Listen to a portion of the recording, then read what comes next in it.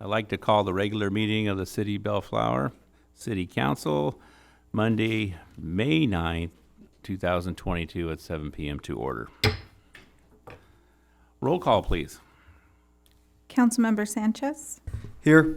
Mayor Pro Tem Santinez, Here. Councilmember Hamada, Here. Councilmember Coops, Here. Mayor Dutton. Here. All right, can I have everybody rise? We're going to have an invocation led by Councilmember Raymond Hamada and the Pledge of Allegiance by the Public Safety Director Joel Hockman. Okay, let us pray. Let's see, dear Heavenly Father, again, thank you for your goodness and grace in our lives and for our community. Father, we thank you for this evening given to us to discuss and act upon the business of our Bellflower community that receives your many blessings. Father, we thank you for the gifts of service and opportunities. Father, we pray for wisdom and guidance as we serve our community to the best we can. Father, we ask for your discernment on the opportunities that we receive, but also those that we offer. Father, we ask for your hedge of protection for our residents, students, educators, and businesses and workers as we all forge forward during this health ordeal. We offer prayer for our first responders and our armed service personnel, home and abroad, to which they all return safely home.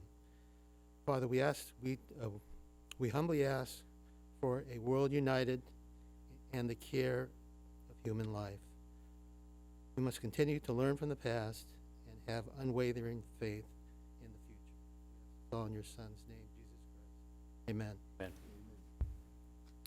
Please face the flag, and would you join me in saying, I pledge allegiance to the flag of the United States of America, to the republic for which it stands, one nation, under God, indivisible, with liberty and justice for all.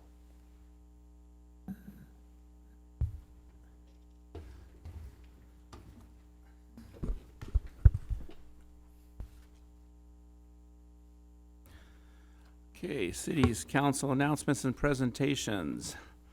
The Public Safety Department is sponsoring a Neighborhood Watch informational session on Tuesday, May 24th at 6 p.m. via live Zoom webinar. Join the webinar to learn about the Neighborhood Watch and the benefits of participating in the program. Neighborhood Watch is a crime of prevention for the programs that enlist the active participants of the citizens in the cooperation with law enforcement and municipal authorities. For many years, Neighborhood Watch has been the cornerstone of Bellflower's community policing program. For questions to receive the Zoom information webinar link, please call 562-925-0124 extension 2530 or email sramos@bellflower.org. Mayor Pro Tem Sonny Santinez. Thank you, Mayor. Bellflower's Day of the Shred will take place on Saturday, May 21st from 8 a.m. to 11 a.m. at Sims Park, located at 16614 Clark Avenue. This event is for free paper shredding and is open to the public on a first-come, first-served basis until the truck is filled. There's a limit of 5 boxes or bags of paper per vehicle.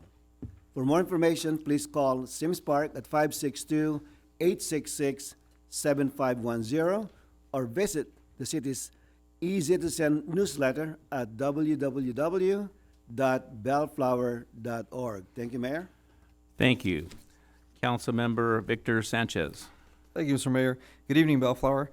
The South Coast Air Quality Management District and the Mobile Source Air Pollution Reduction Review Committee has established a residential electric vehicle charging incentive program to offset Level 2 EV charger hardware costs. The program will provide an incentive to buy down the cost of residential chargers. This program will be available to residents within the South Coast AQMD 4-county jurisdiction, which includes the city of Bellflower. For additional information, call 833-760-0651 or email evchargingrebate@aqmd.gov. Thank you, Mr. Mayor. Thank you. Councilmember Dan Coops. Thank you, Mr. Mayor. The city encourages all property owners to take a more active role in ensuring their family members and guests on their property refrain from using illegal fireworks this 4th of July season. Last year, the city implemented a more aggressive policy to stop the discharging of illegal fireworks. The enforcement strategy permits Bellflower Sheriff and Public Safety personnel to respond to a complaint at a residential property. They can film the discharging of illegal fireworks, and if the persons lighting them cannot be identified, the property owner will receive a $2,000 administrative citation in the mail. If you have any questions or concerns about fireworks enforcement in Bellflower, please call the Bellflower Substation at 562-925-0124. Thank you, Mr. Mayor. Thank you. Councilmember Raymond Hamada. Yes, thank you, Mr. Mayor. The Bellflower Chamber of Commerce invites businesses, service clubs,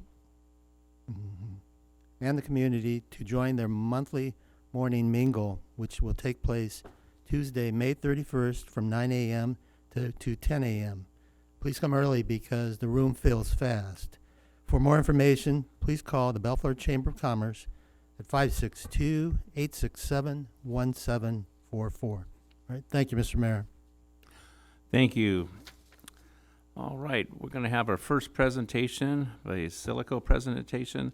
For the first presentation, we have Yolanda Castro, who is an executive director of the Southeast Los Angeles County Workforce Development Board. Thank you. She will be making an informational presentation. The floor is yours. Thank you. Thank you. Good evening, Mayor Dutton and council members. Thank you for the opportunity to come in this evening and present on the Workforce Development Board. With me this evening, I have two key staff members, Karina Coronel, who's my Deputy Director of Program Operations, and Ben Sandoval, who's my Business Services Manager. To get started, what I'd like to do is show you a brief video on that gives the foundation on what is a workforce board. So, Travis.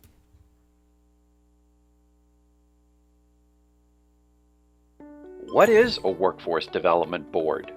A workforce development board is a formal group of community leaders serving a city, a county, or a region that identifies the needs of the local job market, oversees one-stop career centers, and works to coordinate and align workforce development initiatives in their area.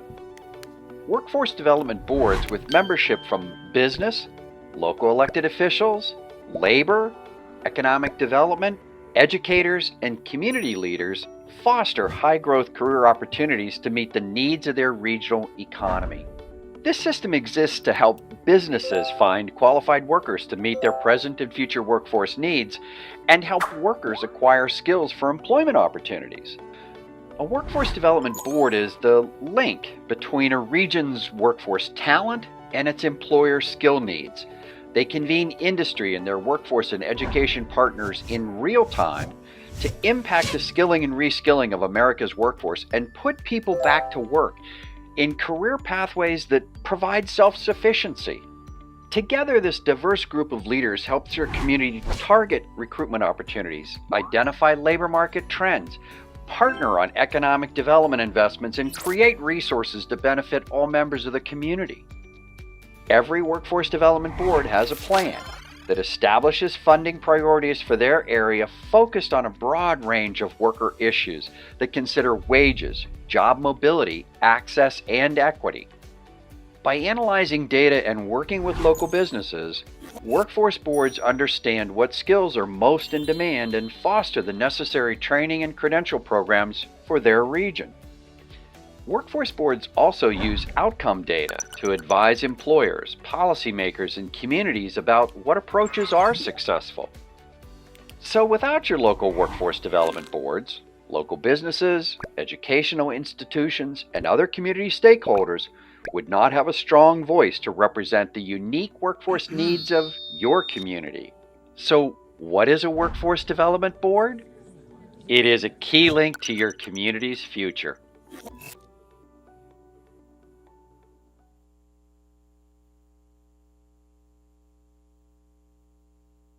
Thank you.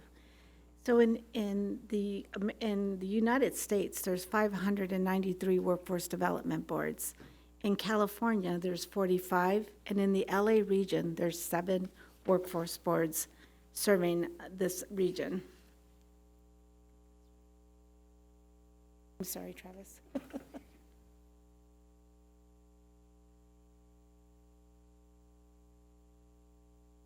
So the Celico, if you look at the map, unfortunately, our numbers didn't go into the little dots, but if you look at the shaded areas, you'll see the 7 workforce boards, and the color designates the areas that they serve. Right, moving over. There you go. So the Celico WIB is your workforce development board. We're a private nonprofit, and we were developed in 1983 or established in 1983 under a joint powers agreement between the cities of Artesia, Bellflower, Cerritos, Downey, Hawaiian Gardens, Lakewick, Norwalk, and the city of Paramount. So you are part of the 8 cities that we've been designated to serve under our workforce development funding.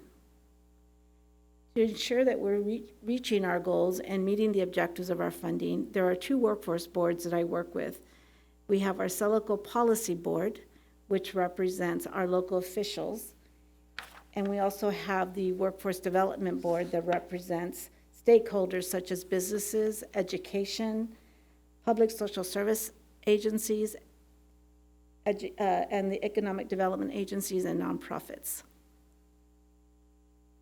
Under the Joint Powers Agreement, the City of Bellflower has made a commitment as a member of this Joint Power Agreement to appoint a council member to our policy board. Mayor Pro Tem Sonny Santanez is currently your representative, and I can say he's done an amazing job representing the City of Bellflower, and he's a great mentor to me. We also have 2 business representatives from your city, Larry Wiegage and Aaron Drake, who represent businesses in your area. So our population, our total population for our 8 city service area is about 516,000. Of that population, the city of Bellflower represents 15% of the residents we serve. When residents in your city are looking for employment, they come to the American Job Center of California. The center is located in the city of Cerritos, also known as the AJCC Center. When we get visits from residents, we looked at 2018 to the current year because COVID had a big impact on residents coming. But of the total residents accessing our services, 19% represented residents from the city of Bellflower. Between 2018 and 2022, we had 32,000 visits. About 6,000 of those visits were from the city of Bellflower residents. When they come to the center, they're looking for resource or support in finding employment. They can have access to workshops to help them get ready, interviewing, resume development, understanding the labor market and what are the potential areas for growth for employment. We assist with job search. We can support them in training, classroom training, or get them on the job and do immediate on-the-job training with an employer. While anybody can access our services, whether you're employed or unemployed, we do have programs that are designed to serve target populations such as at-risk youth, veterans who are trying to transition back into civilian life, adults with limited skills, persons with disability, welfare recipients who are trying to get off of welfare, and recently had a successful program to serve individuals who are coming out of the prison system. When we talk about enrollment, visitors will come to our center, but they may not enroll in our program. They want to use the resources and do the job search on their own. But if they want to enroll, they're assigned a career development specialist who will work directly with them to help find employment. Our funding is distributed among programs for adults, people who have been, we refer to as dislocated workers who have been laid off or displaced from work, or our young youth, primarily 18 to 24 years old. So you'll see pre-pandemic, residents of Bellflower who enrolled in the program represented about 56 individuals. Then we went into 1920, and we saw about the numbers go up, 61 residents.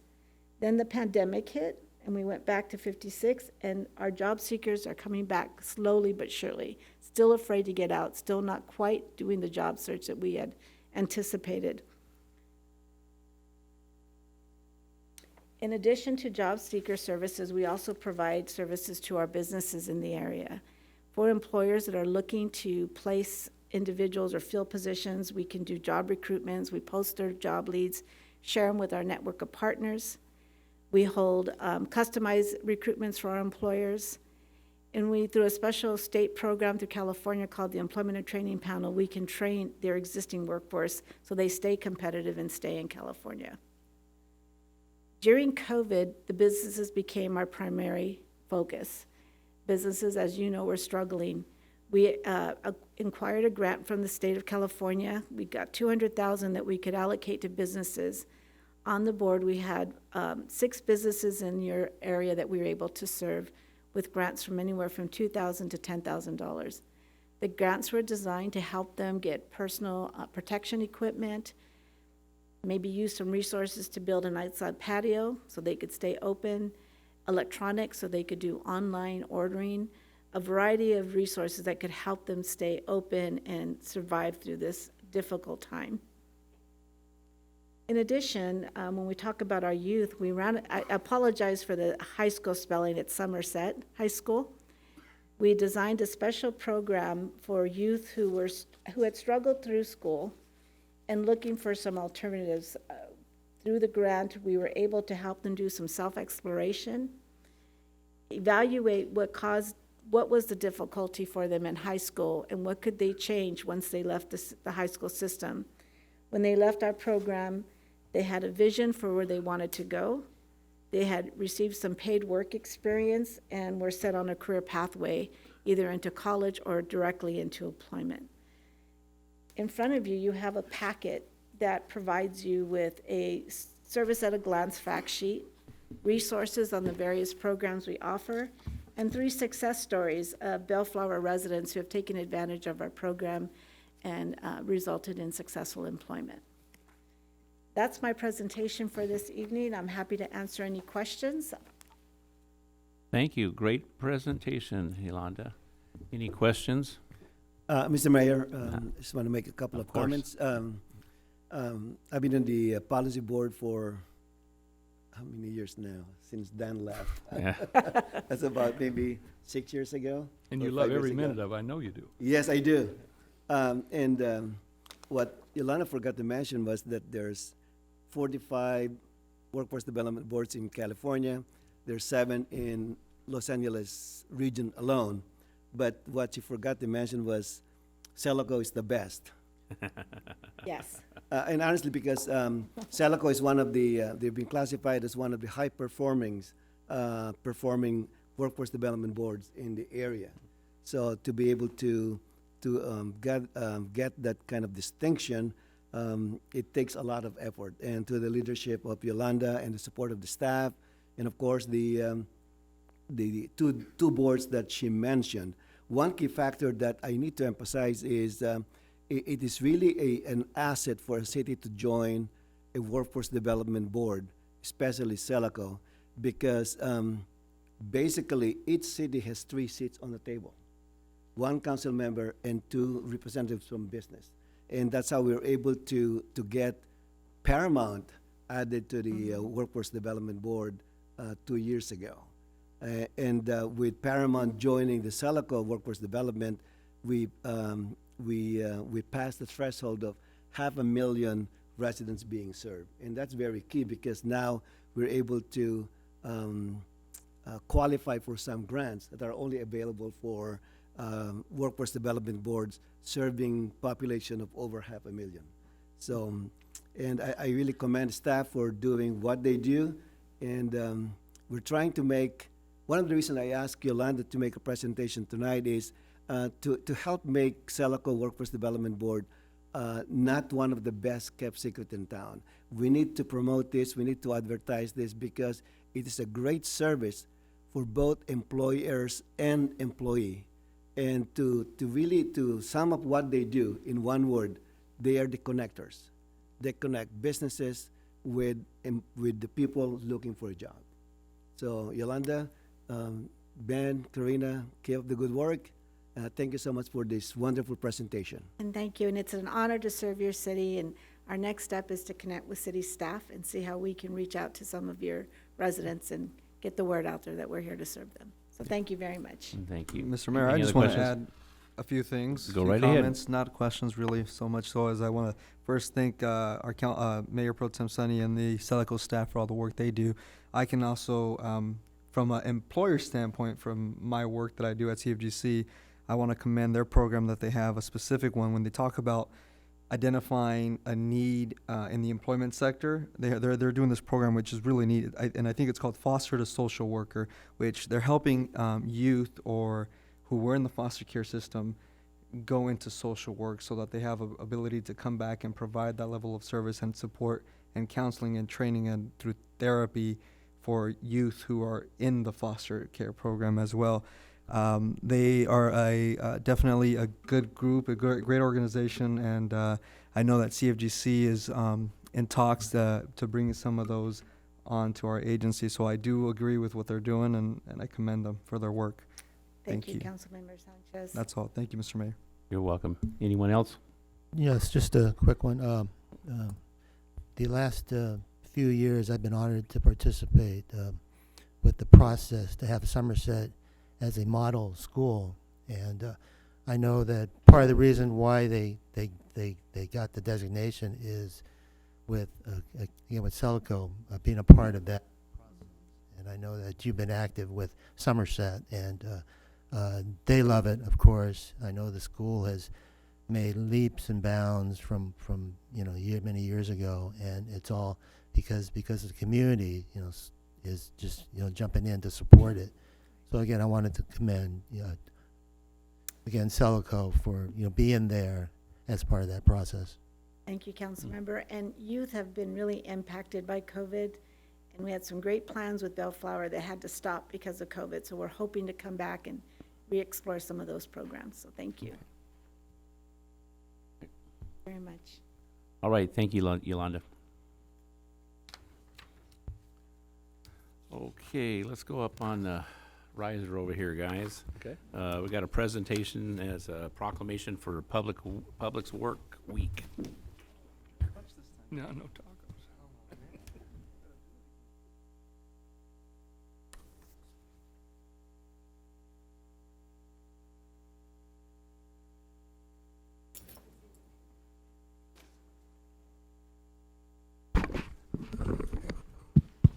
Oh, and there's Augie, okay.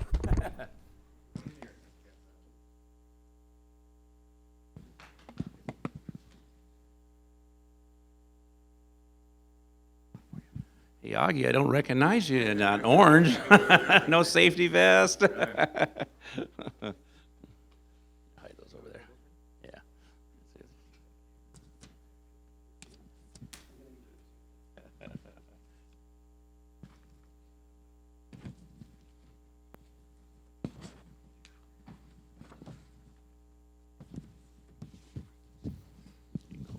Absolutely. All right, we're here. This is our Public Works Department is the boots in the streets guys.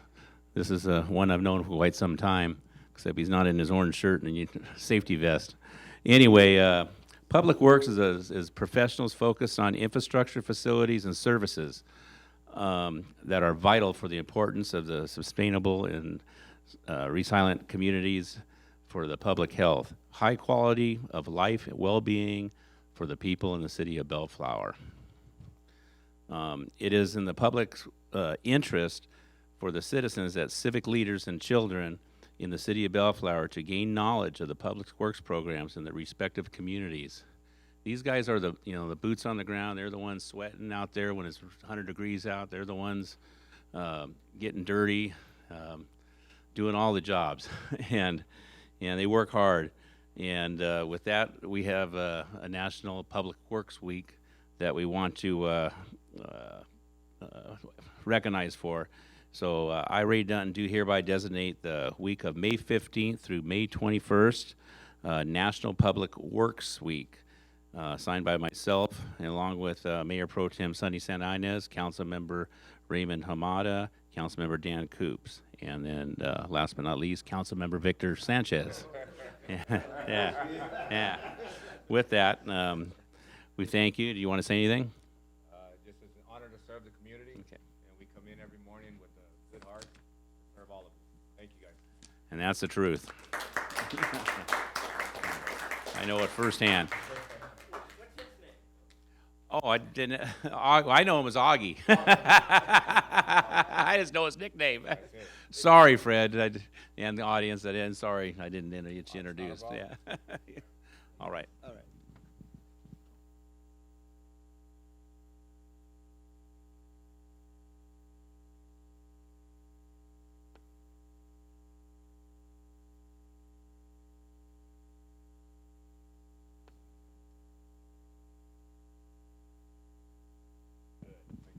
All right, thank you so much. Thank you. I got two.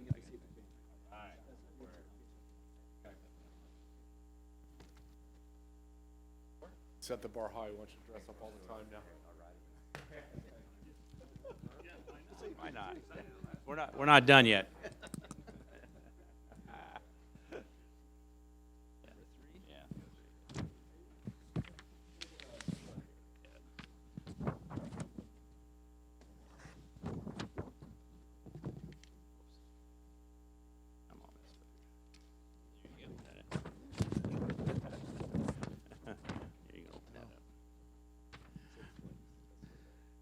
And no, hang on, it's not you. That's you. Oh, which one? Well, I want to see in order. Okay. Oh, yes, Yeah, in order. that's Sorry, fine. sorry. That's okay. Oh, no. Come on, make up your mind. Yeah, that's what I call it. Well, give me that other paper. Okay. Kind of like the Five Stooges up here, isn't it? or the one myself. Yeah. Hey, Travis. All right, we got another proclamation for declaring Asian American and Pacific Islander Month. And it's the month of May, the whole month. You get the whole month. Wow. Public Works only got a week. American Asian and Pacific Islander Heritage Month. Whereas Asian American and Pacific Islanders have flourished to succeed in our society and becoming a vital part of national history. And whereas Asian American Pacific Islander populations are comprised of many languages and ethnicities, contributing and celebrating the diversity of the Bellflower and the whole nation.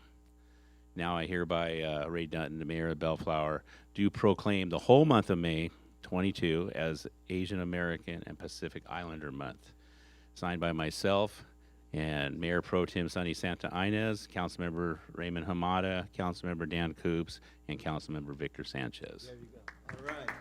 And we didn't have anybody to pick up the proclamations, and so I just recruited a couple people here, and that's what the confusion was about. Okay, congratulations. Okay. No, congratulations. I'll give you the seat to pin. Congratulations, congrats. All right, photo. All right.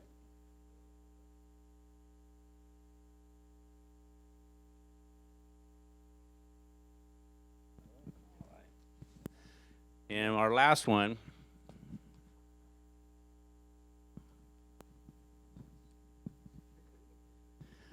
we didn't have anybody here for declaring, to accept the proclamation for declaring the Mental Health Awareness Month. Whereas the mental health is important to our individuals' well-being and vitality as that of their families and communities and business. The stigma and stereotypes associated with mental illness often keep people from seeking treatment and could improve the quality of life. Whereas mental health recovery not only benefits individuals in mental health disorders by focusing their ability to live, work, and learn, fully participate, and contribute back to society, but also enriches the culture of the community's way of life. So therefore, I, Ray Dutton, the city of Bellflower, do here proclaim May 2022 as National Mental Health Awareness Month. Signed by myself, the whole month. And signed by myself and Mayor Pro Tem Sonny Santa Ynez, Councilmember Raymond Hamada, Councilmember Dan Coops, and of course Victor Sanchez. And Victor Victor does a whole lot of mental health things. He works for an agency that actually knows his boots are on the ground with mental health every day, and he might just tell us a little bit of what he does. It's very important. There's just not enough mental health to go around anymore. And with that, here's your proclamation. Thank you, sir. And do you want to say a few words about mental health? Because I know you. Yeah. No, Oops, you're I gonna broke talk it. first. Talk first? Okay. Hold on, I broke it. There you go. Well, good evening, everyone. First of all, I'll put on my Community Family Guidance Center hat. Can you all hear me? Is this working? Okay, great. So Community Family Guidance Center has been around for 46 years here in the Southeast LA County area. It serves 28 cities, all the way from La Mirada, all the way to Huntington Park, and from Pico Rivera all the way south to Hawaiian Gardens. Every year we serve about 1,700 kids, and as of late, since COVID, we've gone from about 33,000 hours of mental health counseling sessions to about 44,000. So almost 10,000 increase or more in just the last 2 years. That has to do with a lot of kids returning back to the school settings and then actually being identified by the teachers as kids who are struggling. And the mental health diagnoses vary in from different settings. But most importantly, right now there is a shortage of mental health therapists and counselors. So we are always looking to hire more people. And thankfully, Celeco is working on that. So, I'll just leave it at that. Thank you, Mr. Mayor. That was great, and thank you for what you do.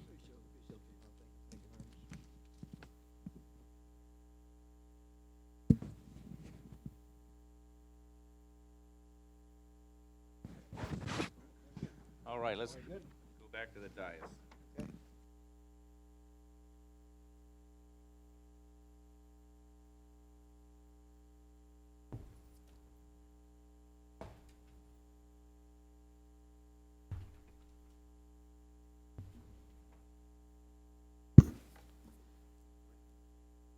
Yeah.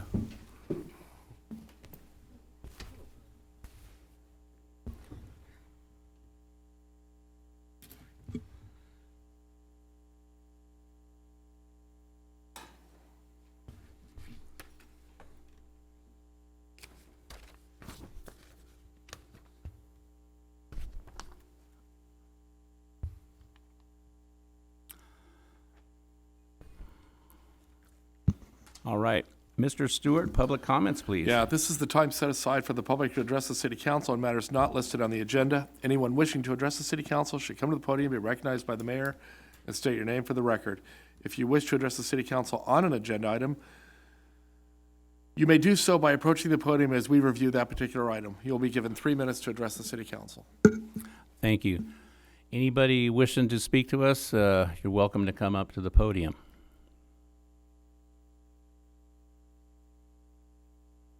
Yes, sir. Just state your name and then take it away. I'm a city council member in the city of Baldwin Park. I'm also the executive director for water education for Latino leaders. I'm here tonight to personally invite you to our upcoming conference that we're having right up the road on June 10th and 11th in Pico Rivera. After 2 long years of virtual conferences, we're finally coming back to in-person conferences. As you can imagine, with the recent news in the newspapers, LA Times and everything else, we are facing a water crisis. Not only are we facing a crisis, but we're also providing the solutions that each and every one of you are able to provide to your residents and, more importantly, to your businesses. As you can imagine, just like myself, I've been peppered with a lot of questions as to what does this water drought or what does this water restriction mean in my city or my residents. This is one way that you can certainly come and find out, not only understand the challenges that are facing with the new nuances of climate change and the direct impact that it's having on our water supply, but also understand the solutions that are available with new ordinances and policies that are available for our region and new projects that are around that provide us more recyclable water and so forth. So again, my name is Paul Hernandez. I'm the Executive Director for Water Education for Latino Leaders, and I certainly hope to see each and every one of you at our upcoming conference. There's a flyer on the dais in front of you. My cell phone's number is there, so if you have any questions, feel free to reach out to me, text me, or call me, and we'll hope to see you then. Thank you, Mr. Hernandez. Thank Yeah, we you. got the flyer along with the card. Yes, sir. Hi, my name is John. Good evening. John, what's your last name? Williams. Got it. Hey, I'm just wanting to know if there's an update on a resolution for the parking structure. Total nuisance. Actually, I talked to a city worker today. I flagged him down. He was coming out of the structure. And he shared with me that I guess it was this past weekend that someone got stabbed up there, and I guess they staggered onto Bellflower Boulevard. I mean, I don't know what it's going to take for you guys to understand that that place is a total nuisance. And not only that, but people are going in there at as late as 11 o'clock, 12 o'clock at night, and they're doing those donuts and burning out and all kinds of stuff, and it's annoying. I mean, my tenants are complaining to me. We know it's a serious problem. Do you want to hit? Yeah, we're aware of it, and we share your concerns. There's actually several projects underway on the structure, permanent projects, more permanent fixes on limiting access to the structure, including some permanent gates and additional cleanup work, and we've had some additional security up there. The incident over the weekend was disturbing, but what we've learned the hard way was that it took place at 4 o'clock in the afternoon. Most of our efforts have been focused in the evening. Now it looks like we're going to focus those efforts in the afternoon as well as evening and throughout the day. But we do have some plans. I would encourage you to call our Assistant City Manager, Public Works Director, Len Gorecki, and he can update you on those. And I talked to him this morning about it, but there are several things underway that we think will improve the situation there. Secondly, I need to add that that structure was built for the future development of the area, which is occurring now with the development of the Edgeway project. I think once that project gets underway, the structure will be more occupied and we'll see less problems. We've sort of learned that through the city of Santa Clarita, where they built a project in a similar circumstance and it did solve the problems. But we completely understand your concerns, and we're working on it as diligently as we can, and Mr. Gorecki can update you tomorrow on anything.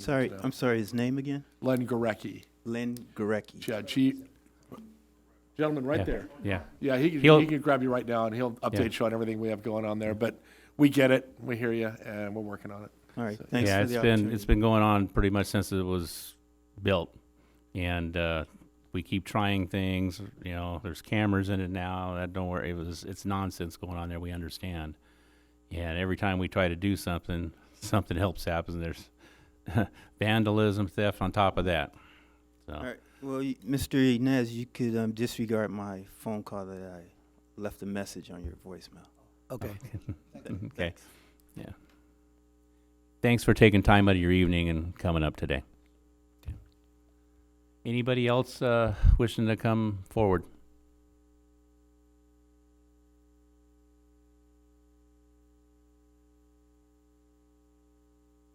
Okay, item 11A.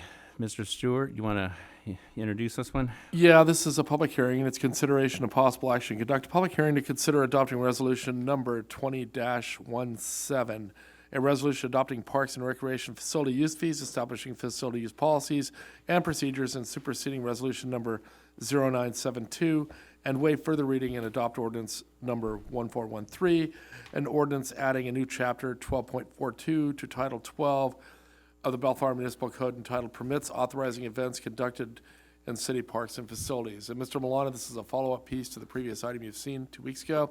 Mr. Milano, make the staff report for you. Go ahead, Mr. Milano. Good evening, Honorable Mayor and members of the City Council. Before you tonight are two separate items, but related items for you to consider. I'll present an overview of each and then open it up for questions and discussion.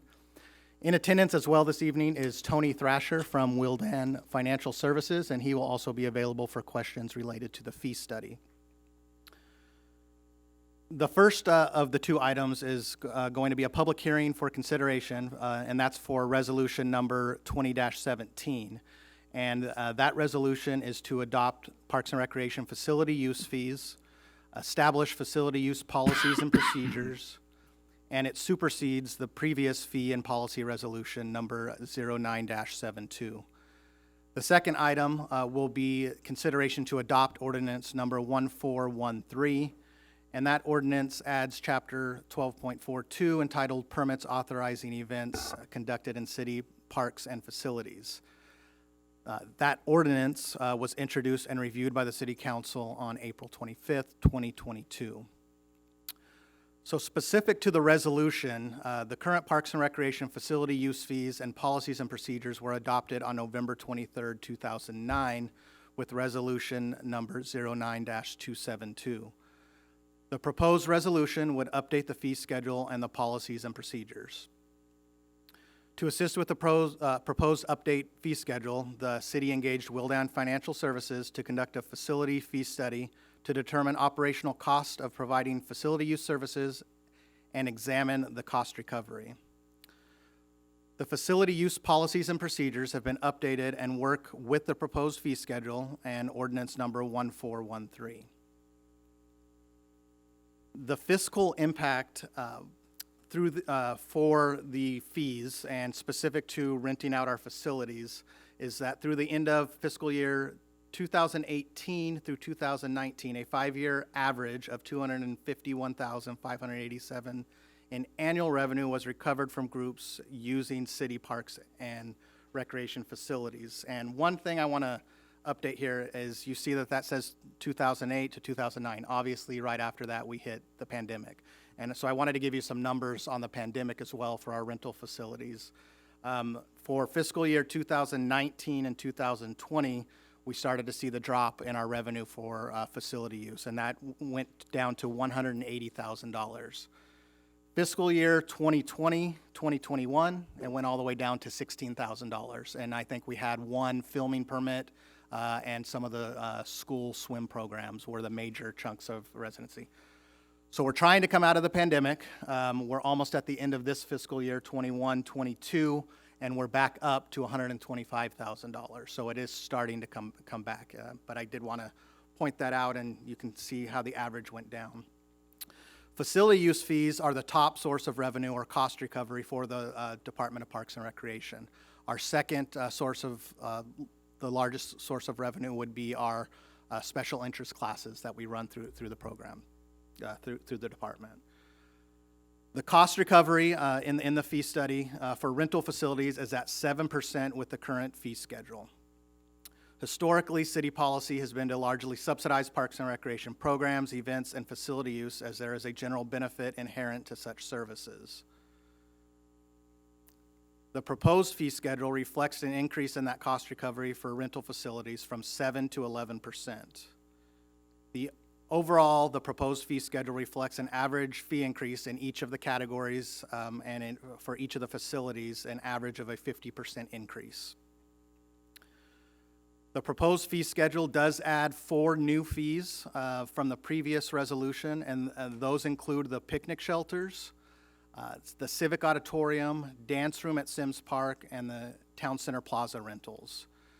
These facilities are not new facilities. They were just not included in the previous resolution. Resolution number 2217 includes an inflationary mechanism for biennial increases, as the previous resolution did not. So every 2 years, we'll be able to increase these as well.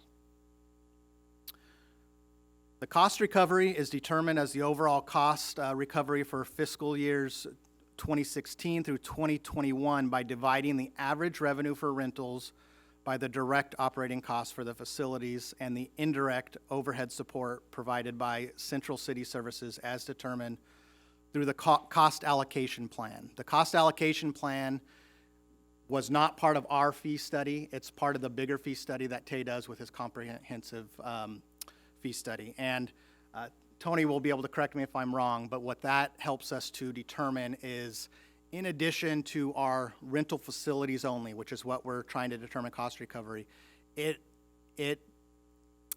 touches on all the other city services that may touch our department. So Public Works, which is a big one in the Parks and Recreation Department, but finance, billing, administration, all of those other fees are what go into that, the cost allocation plan and the indirect cost as far as figuring out the cost recovery. The fully burdened rates in Appendix B are in Appendix B of your study, and that provides the fully burdened hourly rate calculation. For any user fee service request outside the scope of the city adopted fee, or for services for which there is no fee currently set, the city can notify and charge up to the full cost of the personnel, third party, or material cost involved. And what I want to do right now is go to the actual fee schedule, which is being proposed, and review that.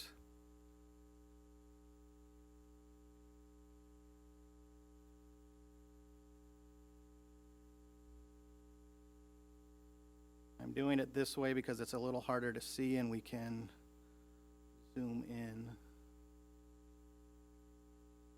Leave.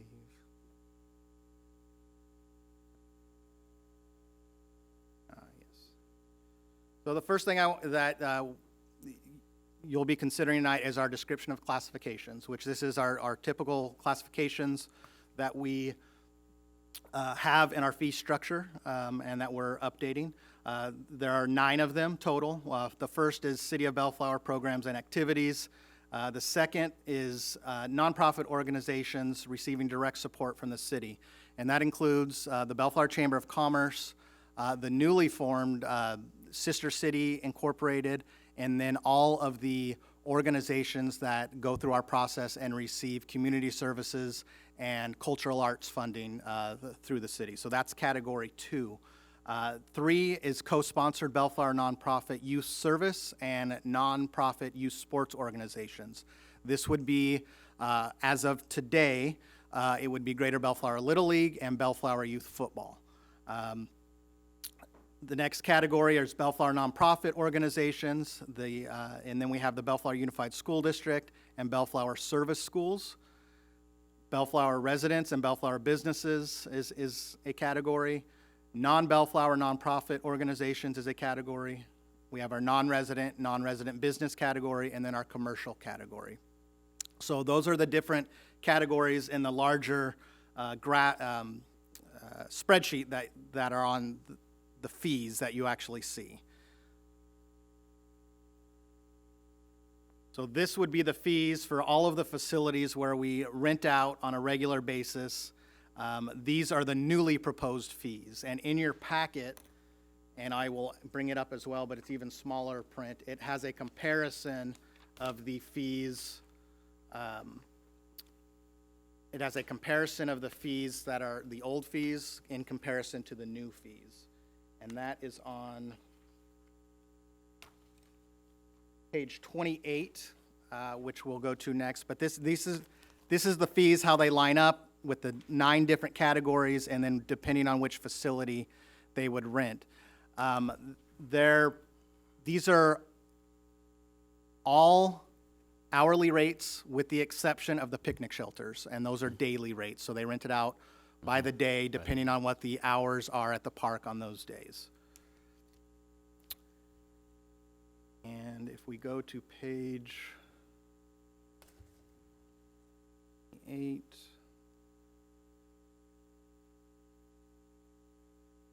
and this is how it looks side by side. You have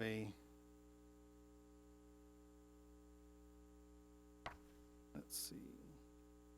That'll help on zooming.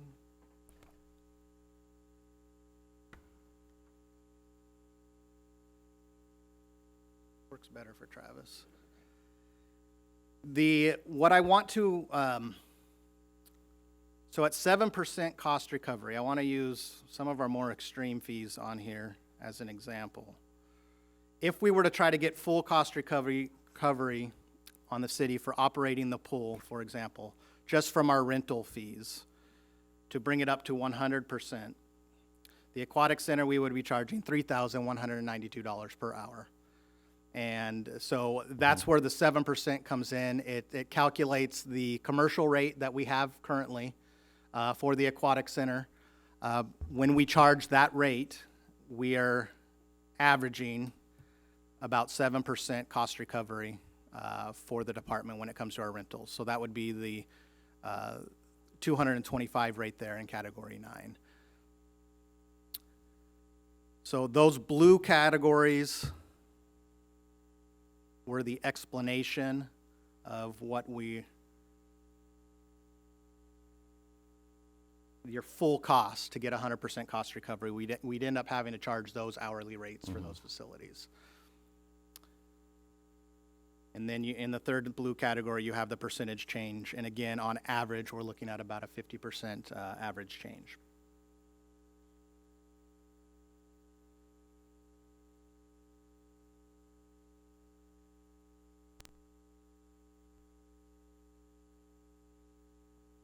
The policies and procedures connected to the resolution, these detail the classifications in the fee schedule, and they establish requirements for each of those.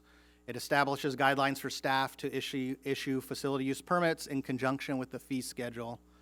And it reinforces the new ordinance 1413 and establishes scheduling priorities for athletic field use as well. So those are the items in the resolution. The item for ordinance number 1413, the key elements is, once again, it carves out a distinct permitting path for events that significantly feature constitutionally protected free speech. It establishes due process procedures related to applications, permitting, permit conditioning, and revocations. And it ensures that city parks remain shared public resources and that opportunities to use the parks for organized and commercial purposes are allocated fairly and consistently. This ordinance was initially introduced and reviewed on April 25th, 2022. The staff recommendation tonight, so there's two items. The first would be to open the public hearing and take testimonial and documentary evidence, and after considering the evidence, adopt resolution number 20-17. Correction, it's 2217, correct? That's a typo, so. My apologies. No, mine, Yeah. ours, apologies. So it's which not is the you. typo? It's Yeah. the second time you said it. Is the agenda good? 2217. It's 22. Okay, that's what's in the yellow 2217. agenda. It's the okay. year, that's correct. Sorry So, about that. My Thank you. Oh, apologies. the year. Okay. The second item would be to waive further reading and adopt ordinance number 1413, or alternatively discuss and take other action related to this item. That's all I have for the presentation. You have the report, the fee study in front of you, and I'd be happy to take any questions, comments, and again, we have Tony Thrasher from Wildan Financial Services here as well, if there needs to be any discussion or questions with regard to the cost recovery fee study. Thank you. Any questions to staff? Councilmember Coops, go ahead. All right, PJ, I'm kind of intrigued by the cost of the Bellflower Aquatic Center. And look above that, the park is even $1,000 a day more. Or that's an hour, isn't it? That is an hour, and it's because our rates are already higher for the skate park, for the aquatic center. So when you take the average of our department, 7%, and so the other one that's a little bit higher is Sims Park. Those fees are already higher. So in order for those particular categories to get us up to 100%, we'd have to charge that per hour to recover that cost, which is extra. Now, is that based on a 24-hour day or a 10-hour day or what? Because if it's 24 hours a day, that's $75,000 a day that we're expensing on that pool, which is about $1.4 million a year. Am I right in thinking that? I will have our consultant speak to that. I know we spend $80,000 a year to heat it, but I'm Hello, kind of Council. interested. So the way that that's calculated is based off of actual usage during that time period, right? So it's taking that usage and seeing what kind of fee you would need to charge to get to cost recovery. So you don't have the usage to get you that much revenue, and you don't have that much cost. Because your cost is lower, you don't have the usage that corresponds with it. That's why it's just a very limited number of uses. Like the skate park really is only used a few times, right? Correct. And so that's what is kind of taken into account. And the added difficulty as well is a lot of the costs are combined. So there's different cost categories that you have within your budget, and so they correspond to multitudes of different usage categories. And so that's why it ends up kind of looking pretty blended in the way that it looks here for total cost recovery, and you're looking at all the facilities. Because a lot of the costs assist each other, right? Different kind of things. So remember, there have been times when we rented the pool for movie making. Is that reflected in this as well, or is that part of another That's another income? resolution, another ordinance. That doesn't go to your department, that income? It goes through my department, it Okay. does. And those fees are a little bit higher than the commercial rate. And there's a lot of other costs that go into that, staffing cost, and they're willing to pay that. No, I cost as understand well. that. They're glad to be in an indoor Yeah. situation. That's all I have. Thank you, Mr. Mayor. Victor? Mr. Mayor, thank you very much. Hey, PJ, thank you for the clarification on a few items. But quick question on the skate park. I see that you have it scheduled for 9 for commercial use, and that's probably the only reason you really rent that out right now, right? Correct. We don't rent it out, pretty much, but that fee's there. If there was a commercial use that wanted to come in and use it, it would be extremely difficult for a private resident to rent that, just because it is so cost prohibitive for us to staff it and clear out that skate park. It's a problem. With a commercial group, a filming group, they are more than willing to pay for security assistance in that area and different things of that nature. So in addition to that, there's a much higher level of risk and liability for renting out the skate park. And so typically we'll only rent that out if it would be for a commercial use.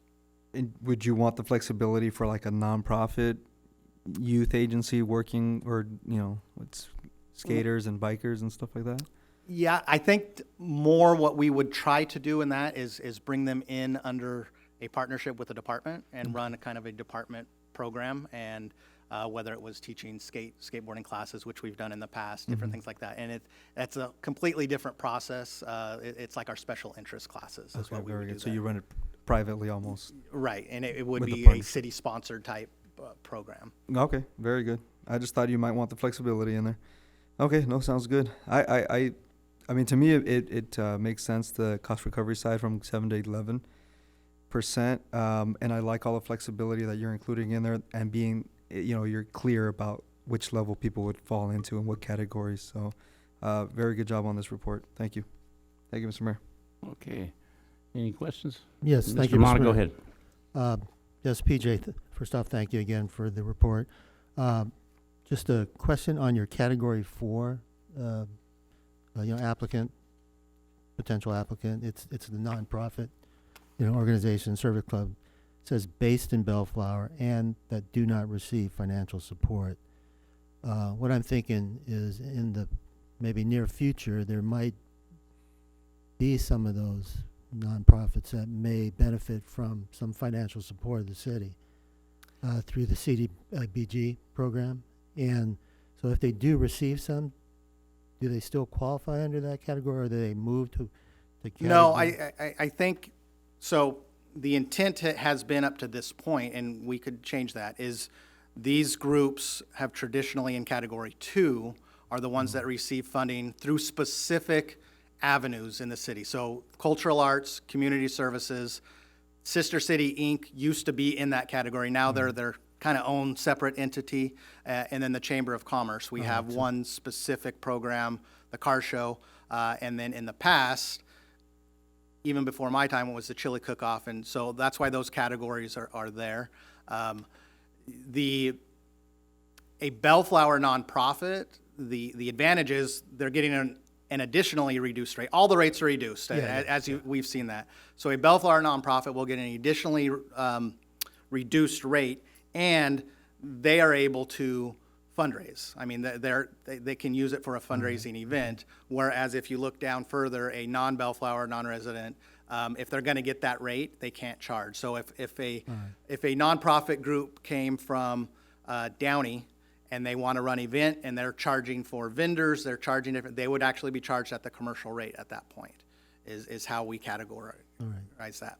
And it mentions based, and sometimes we have nonprofits that truly serve Bellflower, as one of their service areas. So something how that And that's category. detailed a little bit in the policies and procedures, and that's where I have to do my due diligence and make sure, because, and that's something I kind of warned the city council at the last meeting with the ordinance is, with this new artificial turf multi-sports field, we're gonna get a lot of these groups, and we need to do our due diligence. And what we do typically, they may be a, let's say Greater Bellflower Little League, their official paperwork shows they have a Paramount address. Well, if they can show me that they have 51% residents through their process and how they do that, then that would be considered. So we have some flexibility there, but on an administrative side, we need to do our due diligence to make sure they're one or the other. Yeah, because I can envision some nonprofits that, again, aren't just youth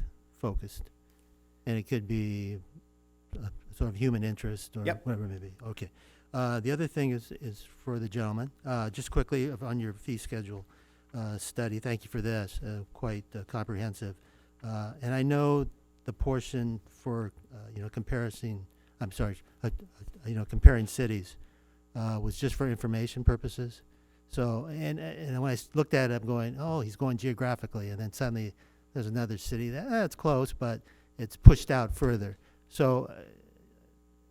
Let's, for example, why not Paramount instead of La Mirada? All right. I'll TJ take was that. ready to go for that. All right. I provided those cities Oh, okay. on a comparison of size, the All right. types So, yeah, of of programs course. they serve. All right. So I did provide All right. him I with just those wanted cities. that info. All right. So, And it is important that when we do any kind of comparison, that it's not just based off location, but we want to make sure no, that that's one it fact. fits, But right? yeah, because people will maybe shop Right. between cities.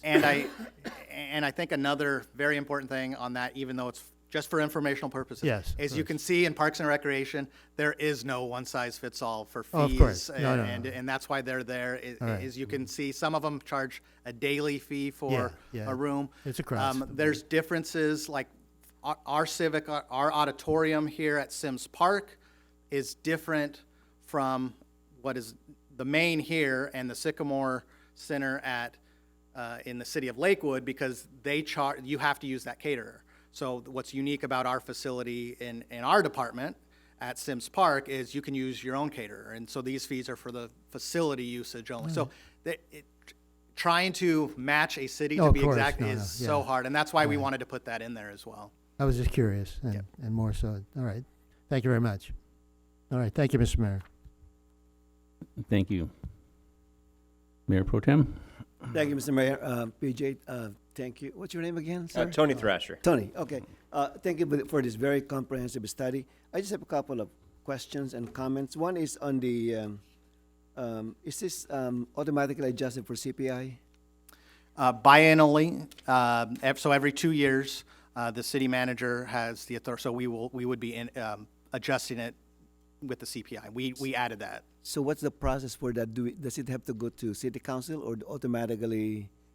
No, it's a stated out formula Okay. in the policies that we worked with Tay on to make sure it's in line, very similar to what's in the comprehensive fee study as well. Okay, very good. Now, when it comes to the insurance requirement, what is the range of insurance that you are looking for? I'm just kind of curious. It's typically, I know it's spelled out in a new ordinance over this past year, so it's very specific, but we're looking at $1 million liability policy, and for the pool, it's more up to $2 million. And then there's some other, it's general liability. Yeah, okay.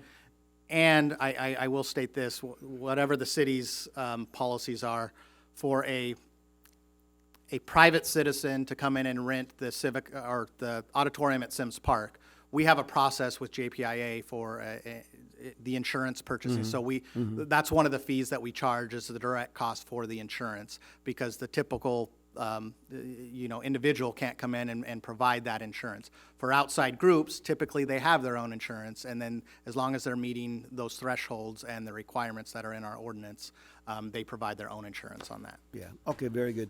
And the only comment I want to make here is that in one of the slide presentation that you made, it is the city policy not to basically recover the full cost because it's a service. And I really want to emphasize that to our residents, that is very, very true, because I look at the budget for Parks and Recreation, just for those parks that are covered by this fee service, it's $1.6 million.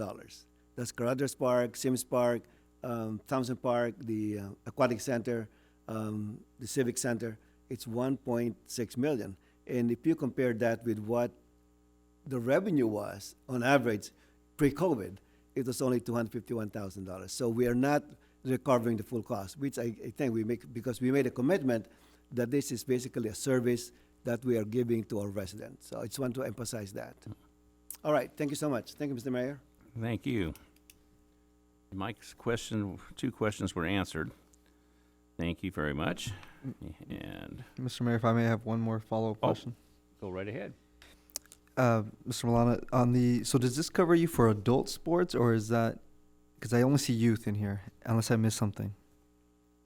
So for rentals, if there were a nonprofit adult group, they would be charged the nonprofit rate. So historically, that youth sports category has been the one that has its own separate entity. Anyone that comes in with an adult group would be charged the nonprofit group. So in years past, the city council has made the decision to distinguish those 2 categories. And so are we continuing that distinction, or That's are we? the proposal is yes. Okay. And so your adult sports would fall under the item 7, or under non-Bellflower nonprofits, or non-Bellflower nonprofits, or? If I could clarify, so the city department run adult sports, which right now Right. we do not have. Those were eliminated in previous budgets. That's a department run program. It's completely different. What this fee schedule covers is rental groups, period. So anyone coming in to rent the facility. So the category for an adult group that's a nonprofit group is the Bellflower. If they're a Bellflower group, they would fall in category 4, which is Bellflower Non-Profit Organization. Okay, I see. So we only distinguish when it's youth, and they would go category 3 instead of, is that what, so that's what I'm reading, right? Number 3 is for youth, and then if it's adult, it would be under 4. Well, let me correct myself on that. So any nonprofit, youth or adult sports, period, Okay. will go under 4. Category 3 is a very distinct Got it. youth sports co-sponsored group. Okay. And we laid out in the policies and procedures what is required for that. And that category very specifically, and this goes back to, we're about to have an avalanche of new groups coming in, is limited to only 3. Right. And then there will be a waiting list after that. And right now, we've got 1, maybe 2, depending on if Bellflower Youth Football, how they're recovering out of the pandemic. Very good. So I understand that a little bit better. With that said, for your co-sponsor Bellflower Nonprofit Youth Services and Nonprofit Youth Sports, should that say youth or adults? I mean, It has always, that's at the pleasure of the council, but it has always been up to this point, historically, it's youth. Okay. And it has only been distinguished as a youth for for the co-sponsorship level. So if we were at a future date want to bring back some of those adult programs that are kind of co-sponsored, right? Would you put them under category 4, or would you? They would go into category 1, because that's a city program. Got it. Okay. Whether adult or youth sports, those would be a city program. That's if we ran them. That's if we ran them. Okay. Which could also be a contracted out. Right. Oh, okay. That's organization run, the city sponsoring an organization to implement an adult sports program. Thank you. Versus a group coming in and rent it. So there's a difference between a rental and us running a program. And us running a program, because we are low resources, in the future, we are looking at, if we bring stuff back, possibly contracting out with organizations that can handle that. So Perfect. That answers my question. Okay. Thank you very much. Any other questions got fleshed out like Victor's did? No? Sorry that happens to me all the time, is I have a follow-up question with somebody else's question, but I forgot to acknowledge it. I'm sorry. With that, anybody want to entertain a motion for open the public hearing? Public hearing. I make a motion to open the public hearing. Second. Motion and a second on the floor. Without objection, that'll be the order. Anybody in the audience wishing to speak on this item? I'll make a motion to close the public hearing. Second. A motion and a second on the floor. Without objection, that will also be the order. What's your pleasure, guys? Mr. Mayor, I'd like to make a motion for the City Council of Bellflower to adopt Resolution 22-17, 22 I said it, Second. 22-17, and also adopt Ordinance 1413 without further reading. It's an ordinance adding a new chapter, 12.42 to 12, Title 12 of Bellflower Municipal Code entitled Permits, authorizing events conducted in city parks and facilities. Second. A motion on the floor by Mayor Pro Tem Sonny Santinez and a second by Councilmember Raymond Hamada. Call roll, please. Councilmember Sanchez. Aye. Mayor Pro Tem Santinez. Aye. Councilmember Hamada. Aye. Councilmember Coops. Aye. Mayor Dutton. Aye. Okay, we have no ordinances or resolutions for consideration and no consideration items. We're down to the consent calendar.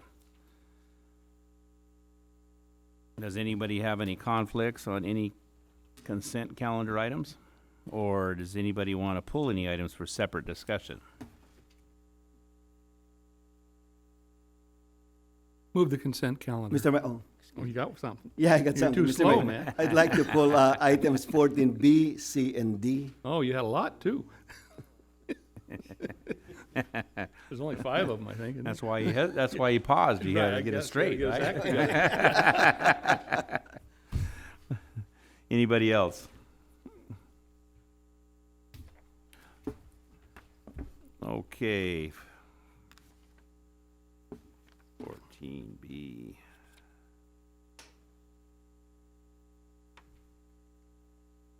14B. Thank you, Mayor. Yeah, go ahead. Mr. Size, can you kind of enlighten us on a couple of budget changes here from, this is a budget for Mercy House to run the homeless shelter in Bellflower. And so staff recommendation is to extend the contract for another year with an increase of from 2.113 million to 2.237 million.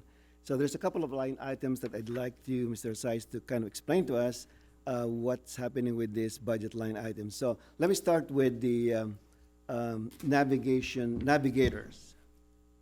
So this year we have a budget of 108,000, and next year they're proposing a budget of 101,400, and then adding an additional position called navigation supervisor that will cost us $27,885. Good evening, Honorable Mayor, members of the City Council. We also have in attendance the Chief Program Officer, Timothy Nguyen from Mercy House, to help answer any questions. So I'm actually going to turn this question over to them. Good evening, Honorable Mayor, members of the Council. I'd be happy to answer your questions on our budget here. Something we did at Mercy House this year, because we operate a number of shelter programs throughout Orange County and also in Bellflower, is we wanted to create positions that would kind of create uniform service delivery of our navigation services. And to do that, what we have is now navigation supervisors who supervise that navigation piece, that case management and connection to coordinated entry tools that we give to the service that we provide to the clients. So the supervisor provides that oversight to the case files, making sure all the files are kind of up to our standard, and they provide training and guidance to the navigators. That's what we call our case managers in the shelters. It's really about making sure that those staff members are equipped and are providing the depth of service that we expect them to provide to the homeless clients in our shelter. So right now, how many navigators do you have? So stationed at our shelter in Bellflower, we call New Hope, we have 2 navigators and 1 supervisor. The supervisor is only part-time in Bellflower. They also supervise in Buena Park. Okay. So based on what you said, this will kind of provide more of a better quality in terms of navigating the housing element of the residents. Okay, very good. My second question is on I saw a significant reduction in security. from 605,000 to 420,480. And I've been, when talking with especially with the staff of Supervisor Han, I kept telling them that the single largest line item in the budget is security. So can you explain to us why we are reducing security? Of course. At the same time, I'll explain, I think you might have a question about a new position, the safety coordinators. So something that we strive to do, because we know that cities are sensitive to the high costs of operating shelters, is we want to be good stewards to our contracts. And we've found that we can improve the service delivery and reduce the cost at the same time by incorporating our staff, our trained staff, who we call safety coordinators, whose role is to interact with clients before security has to intervene. So these are staff who are present on the floor among our clients, who are trained in de-escalation, and who are better equipped to identify client conflicts maybe before they arise. The cost that we pay to our staff is lower than the cost that we would pay to contract security. And so you'll see that the security line decreased from 605 to 420. That's actually at an increased rate per hour for security, because as we go through our bid process every year, you may have noticed costs overall kind of rising. So food costs and security costs are the two biggest costs we incur at the shelter, and we're seeing both of those rise dramatically. So in order to kind of fight that cost rising, because we want to be good stewards to our contract to the city, and also I believe to have a better impact with our clients, to have my trained staff instead of a uniformed security guard interfacing with those clients, it is more sensitive to the needs of the clients, and should lead to more clients being able to stay in the shelter rather than having incidents escalate and exit. So currently, what is your staffing pattern for security? So right now, actually before this change, our security will be we call it a 3-3-3, so 3 in the AM, 3 in the PM, and 3 overnight, and we're reducing that by 1 overall, so it'll be a 2-2-2. Oh, okay. So how about, because if I recall correctly, you used to have additional driver during the day who drives your clients to, let's say, the nearest bus stop for an appointments. So will that change? We still have the shuttle staff, and so we're still going to be providing that shuttle service to our clients. Okay. All right. Very good. All right. And then I'm just I'm not surprised, but I was shocked with the meal cost. Yes. So can you tell us about it? So every year, again, we do a competitive bid process for our meals, and I think we were all anticipating the meal cost to rise, but I too was shocked at the amount that the meal cost has gone up. It went up from, I think, about $6, $6.47, up to $12 a meal. Wow. And that's just It almost doubled. yeah. Wow. Okay. All right, very good. Thank you so much, and keep up the good work. Thank you so much for all you do in the shelter. We're very pleased. As you recall, the last guest that we had was Speaker Rendon, and he was very pleased the way you run the shelter. Thank you very much. Thank you so much. Is there any other questions? Yes, Mr. Okay. Mayor. Follow-up question, actually, and point of clarification. First off, thank you for being here this evening. You spoke a little bit about the safety coordinator and then the security. So what's the difference between, again, the safety coordinator and the security? And did I hear correctly, you're going from three personnel at all times, essentially, to 2? So the safety coordinators are our Mercy House staff. They're employees of our company. The security we hire a third-party security vendor that provides uniformed guards to the shelter. So we are decreasing the number of uniformed guards, but we're adding Mercy House staff to supplement that number. And how many safety coordinators are you going to have? We're going to add 2 in the AM and 2 in the PM. So technically, you'll have There's 4. actually more staff on the floor. More, Yeah. 4 on the floor. And 2 are trained. Two 2 are my trained staff. specifically to work with people with mental health or with other challenges and so forth, and 2 are more of support. Correct. Okay, so you'll be increasing then.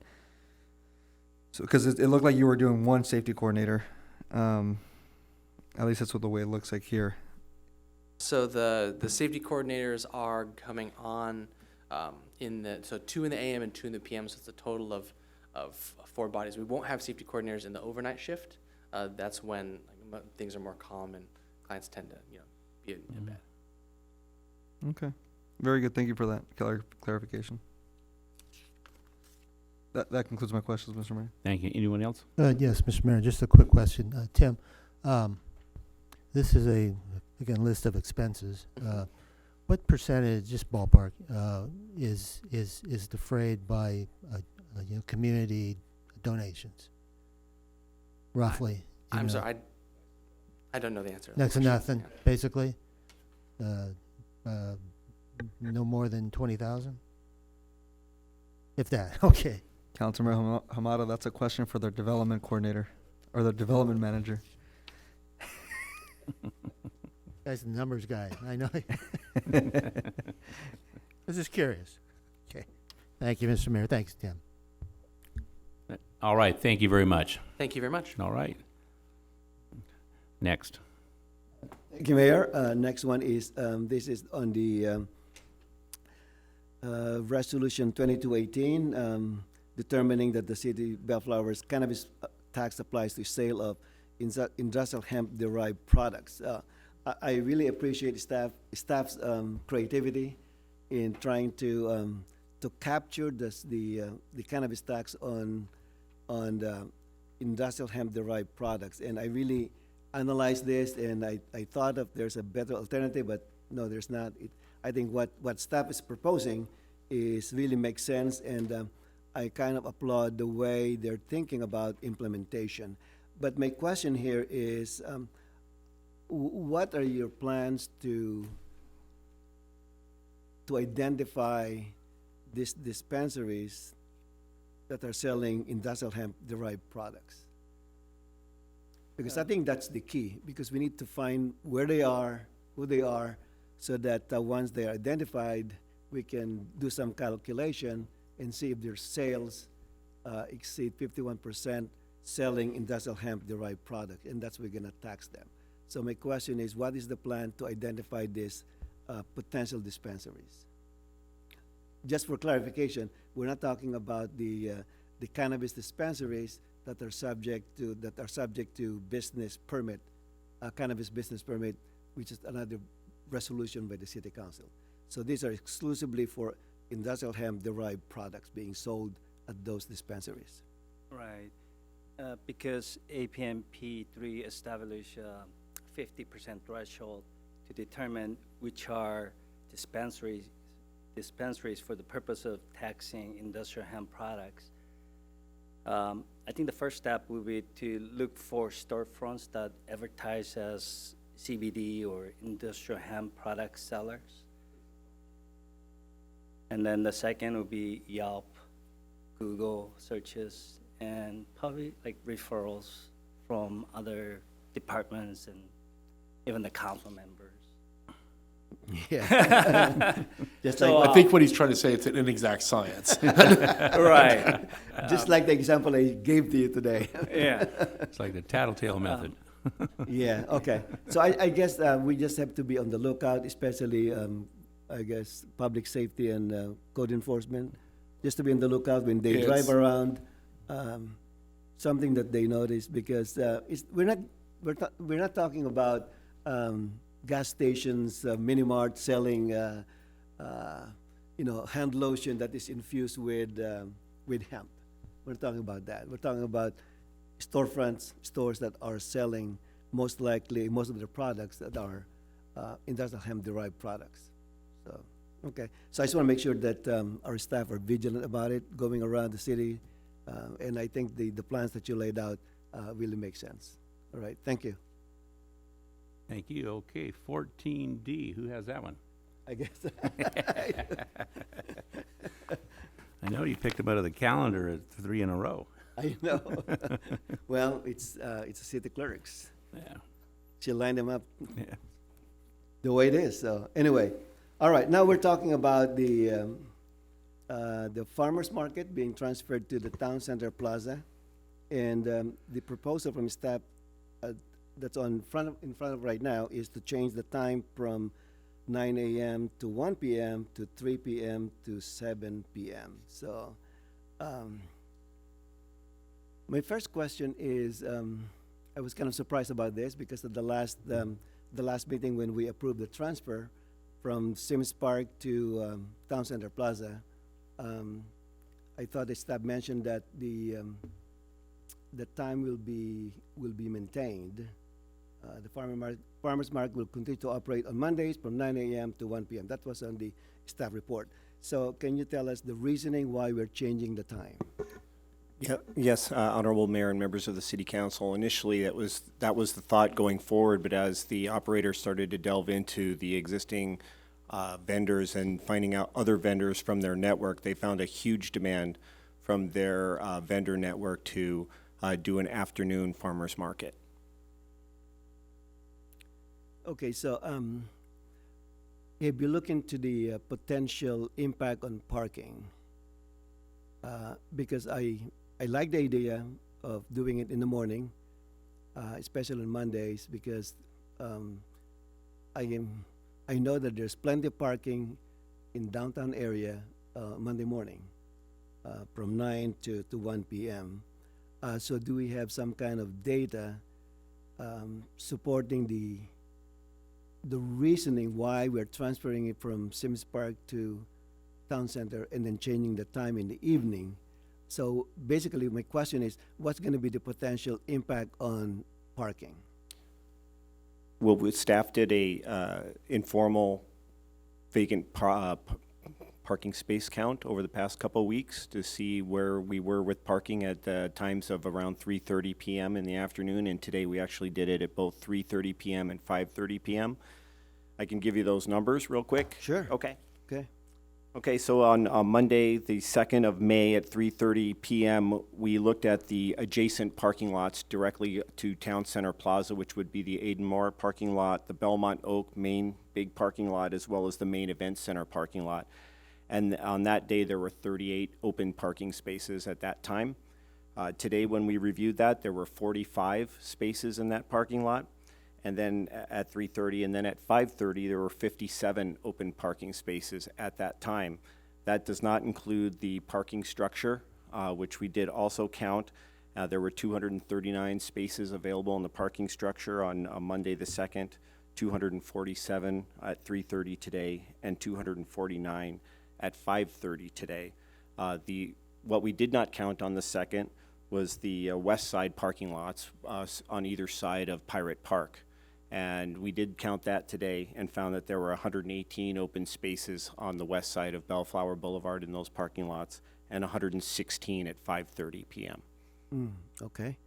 So that supports your argument that there will not be a significant impact on parking. Yes. Okay. Based on the staff report, based on the reasoning why we're moving it to downtown, and I first of all, I'm in favor of very supportive of the transfer to downtown. So based on your analysis, there will not be a negative impact on parking, which is good. But as a precaution, so to speak, should we work with the vendors, with the contractor, to make sure that they advertise the other parking areas? Oh, absolutely. We plan on working together to collaborate to promote the other parking spaces. In addition, the operator is going to require their vendors to park on the other side of Bellflower Boulevard in order to keep parking available for the customers that come and visit the market. Okay. What about the structure? And City Hall? for customers as well, we will. No, but I mean, the vendors could park at the structure behind City Hall as well. That's It's an equal very true. distance, so- Yes. Mm-hmm. We can offer that as an option as well. Right, yeah. Okay. So in terms of the vendors that will be, how many vendors will transfer from Sims Park to Town Center? Right now, it's looking at about 6 to 7. They're still trying to confirm with them, and we were kind of waiting on this meeting to see what the decision would be. They have 6 to 7 that are willing to move, and we have about 20 vendors that the operator is bringing with them, as well as about 10 craft vendors that will be joining them. So we could possibly lose 4 or 5 of them. Yes. Okay. So because I noticed going to the farmers market at Sims Park, some of them have trailers and they kind of park into those parking spaces. Right. Will that be the case here? Because I don't there's no provision for that at the Town Correct. Center Plaza, right? Because Right. they cannot back up. Right, there is ballers that can be removed, but what we're really looking at is having them come out and unload their stuff and not park their vehicles there. They'll have a canopy and a table. Oh, I see, okay. All right, very good. That clarifies the question. And thank you for getting those parking study. You're welcome. Okay. Thank you, Mayor. That's all I have. All right. Mr. Mayor, if I may, I actually like to pull 14D, just to highlight it for a quick second. Go right ahead. This is for the improvements to, no, not 14D, sorry, Yeah, that's 14E. Okay. Well, you're keeping them in line. You're following suit. Yeah, it's 14E. This is for the Palm Park Playground rubberized surface replacement. Just want to highlight that for the record. No real questions. Just glad that's happening. I know we put that out to bid a couple months ago or so, and glad that it's happening here. So just want to highlight that. Okay. Okay. Anybody like to make a motion on the consent calendar? I move the consent calendar. Second. Got a motion on the floor by Councilmember Coops and a second by Councilmember Sanchez. Without objection, that'll be the order.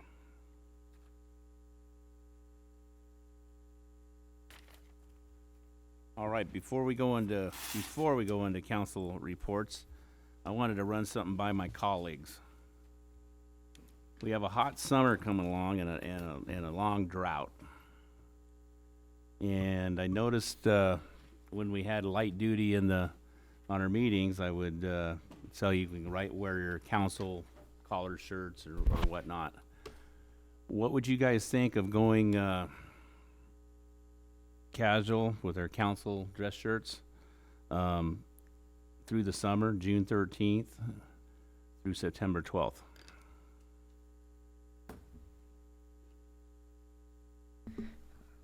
I'm okay with that, Mr. Mayor. You have to wear shorts. It's got to too? be a 5-0. Are we doing shorts too? Shorts, yeah. The mayor likes shorts. Yeah, you want shorts and flip flops? No, we're not doing shorts. All right. Because you might have to stand up and walk over there. I gotta draw the line somewhere. If it's light, yeah, sure. Yep. You guys are good? I'm good, Mr. good with Mayor. that. I'm Yeah. fine. Because I don't know, but I'm a big guy, and big guys sweat more than little guys. That's debatable. I Just won't to go- I won't clarify, go there. we're going with the Collared shirt. nice collared shirts or the polos. Either Button or, down. and I think I might just have I a think little we go fun. button down. I think I might have a little fun with that. Okay. We might just go take your pick, or maybe we'll dress the same. I don't know. We're going to a place. We're going to a think, place we haven't been before, so I might just have a little fun with that. But All right now, we'll go there, okay? And that's going to be, so it's going to be, Or, let me see here. yeah, June 13th. It's 3 months. June 13th to September 12th, which is the hot part of the summer. Memorial Day to Labor Day is what he's saying. Nah, we got to make you wear a suit a little more. So 5 meetings. If I had my way, it'd be yeah. 5 And meetings. then on top of that, July, there's not when There's you only know, one meeting in July Yeah, one anyway. meeting in July. So So 5 it's- meetings. Yeah. Other than that, we'll try that. Let's give it a Okay. go. Give it a go. You guys want to try it? Okay. Well, how about the city manager and city attorney? 3-piece. Tuxedos, yeah. Yeah. But anyway, I want to, they look nice. I think we look nice. I've watched us in those shirts on TV just to see what the effect it was, and I don't think we're slumming. All right, council comments. Mr. Sanchez, you're first. Anything to report? I will just say thank you today for the proclamation and leave it at that. Mental Health Awareness Month it is, and we're doing what best we can. So I'll leave it at that. Mayor Pro Tem Sonny Santinez. Mayor, I have nothing to report tonight. Wow. Okay. Councilmember Hamada. Save it all for me. No, good. I know. Well, I have one. This was a good last couple of weeks. I did have a chance to stop in at the catalytic converter etching event. And I want to thank the team from the Sheriff's Department, getting boots on the ground, but they literally had backs on the ground underneath the vehicles, and they were etching the catalytic converters. But Also want to extend thanks to Astro Towing, I believe. Yeah, they were there with one of their tow trucks to make sure that the vehicles did not drop to the ground while the guys were under it. So it was a perfect setup, and there was some active etching. So they were it was pretty regular. There was some slow times, but it might have gotten up to the max. On the 29th, I did have a chance, as some of the others who were able to attend the LA County Fire, Valor Awards, and again to recognize the members of the fire department. And it was not only just the ones who every day go out there and risk their lives, but Chief Osby has extended it to service beyond, again, going the extra mile in the offices and so on. So he wanted to make sure that, again, work is recognized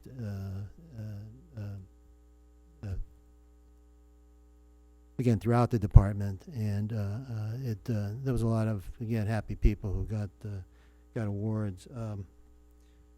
That evening, Mr. Sanchez and I ended up at the Fraser Smith recognition day or evening at the stand-up, and if people know Fraser Smith, he kind of goes way back, and he is still a funny guy. So yeah, still a funny guy with the one-liners. So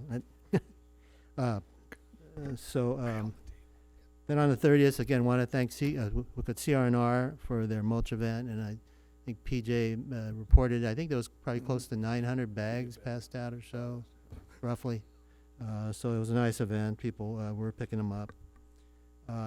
Last Thursday to Friday, I'm sorry I was not in attendance at the National Day of Prayer, but I was working for the city out in Palm Desert for SCAG. And so wanted to tell you that the regional council went through some approvals, and the General Assembly worked on some bylaws, and it was well attended. There was, I believe, 850 registered people, and there was at least 150 staff and consultants there. So 1,000 people converged on Palm Desert. Look at Jan Harnick, the mayor of Palm Desert, is now the president of SCAG. So, just the other day here, I was able to get on one of the virtual tours of the San Jose Creek Reclamation plant, and again, they provided a very cool presentation on how wastewater gets treated and either gets pumped back into the ground or gets sent to the ocean and gets recycled, and again used again. The San Jose Creek Reclamation plant is the one at the intersection of the 60 freeway and the 605, and it's on both sides of the 605 freeway. So they said hopefully in the near future they're gonna open up to in-person tours. But for now, it was just fine on Zoom because I didn't have to smell it. So, yeah, okay. And again, everybody, look to my colleagues. Look forward to this Thursday through Saturday, the Contract Cities Association conference out in Indian Wells. Again, on behalf of the executive board of Contract Cities. We're looking to have a well-attended event again. I know Mayor Pro Tem's going to moderate a session, so hopefully make sure to... You're there, yeah, that's what I was going to ask. What's your subject matter? Support. Mr. Mayor, member City Council. Workforce development. Oh, what? I was Another let him do that. So again, I've still, seen it, I think. yeah. You already saw it. Yeah. We got a pass on that one. I just saw it. Wait a minute. Excuse me. Yes, Only gonna see I know, 2 no. minutes. Well, that's Just all. 2 minutes. No, 2 minutes is The panel. is the repetition. Yeah. The video will be repeated, that's all. Other than that, it's different. I guarantee you. Panel discussions. So I expect city manager Some and tough- assistant city yeah. manager and Some- Travis to be there. Some Okay. tough questions Thank you. by the mayor pro tem. Is that on Sunday? Yeah, is that Sunday afternoon? Whoa, look at the respect I get here. It's I'll give you guys the it's- schedule. It is Saturday at 9 a.m., okay? Saturday, 9 a.m. For somebody that didn't have nothing to say. Yeah, I was forced to. All right, thank you, Mr. Mayor. Thank you. Councilmember Coops. Yes. Travis, do you have a calculator handy? I'm trying to figure something out here. And my long division isn't what it used to be. The permit fees. No, yeah. All right, what do you got? How many guests do we have currently in our shelter? 50? It ranges around 43 to 46 All on right. average. So if we are, I'm looking at the food cost here, 219,000. And you divide that by 46. And that'll give you your annual food pricing per individual. Yeah, looking at about 4,700. All right. Now divide that by 52 weeks in a year. 90. $90. Is that right? Mhm. A week. Okay. I was just trying to figure that out. Now, does the staff eat with them, or do they have to bring their lunchbox? Because that I would add believe another they 20 bring their own people, lunch. wouldn't it? I'm not too sure, but I I believe should ask that of the guy here, Yeah. right? And I'm sure the answer, yeah, no, they all bring a lunchbox. So. So anyway, I just thought, but one of the things we did last week, and Ray, of course, was busy with his involvement with government in Palm Springs, but Sonny and I and Victor were at the mayor, were at the deal with the firefighters being awarded for their bravery and all the things that went on. The story that was told that there wasn't a dry eye in the house when firefighters went into a home that was totally enveloped in flames, San Pedro, and the lady said, my baby's still in there, and 3 of them went inside, couldn't see anything, and because it was so smoky. And one of them reached down and thought he felt what was a doll, and he reached down, it was a leg, it was hair, pulled that child out of there, resuscitated him, and they had him there. He's 3 years old, just fine. And when they told that story and held that baby up, I mean, that really hit home. That was pretty emotional, wasn't it, guys? And so it was a night well spent to see what was going on with them. But so proud of the fact that we have a venue that can host something that important here in our city. And we're proud of it, and it's being used in the way we had hoped now that the virus is over. So I just want to comment on that because it was a real special evening here in the city of Bellflower. That's all I have, Mr. Mayor. Oh, that's hard to follow. And we took all the fruit and gave you the peelings, you know? There we go, yeah. I have nothing to report, so we're going to adjourn to the next regular council meeting of the city of Bellflower to 5:30 p.m. Monday, May 23rd, 2022.